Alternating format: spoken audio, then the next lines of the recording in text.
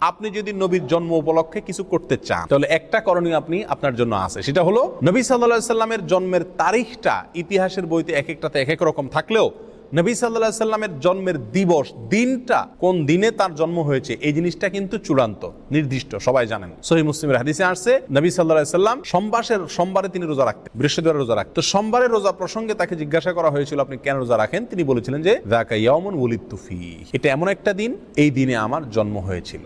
তাহলে সোমবারে নবী সাল্লাল্লাহু আলাইহি সাল্লামের জন্ম হয়েছিল, এটা মোটামুটি চূড়ান্ত এবং নিশ্চিত। এবং এটা কোথায় আছে? সহিহ মুসলিমে আছে। প্রিয় ভাইরা, তাহলে নবী সাল্লাল্লাহু আলাইহি সাল্লামের জন্মের দিনটা জানা সবার, নির্দিষ্ট, তারিখটা কিনা নির্দিষ্ট না। আর সেই দিন উপলক্ষে তিনি কি করছেন? রোজা রাখছেন। সোমবার উপলক্ষে তিনি কি করছেন?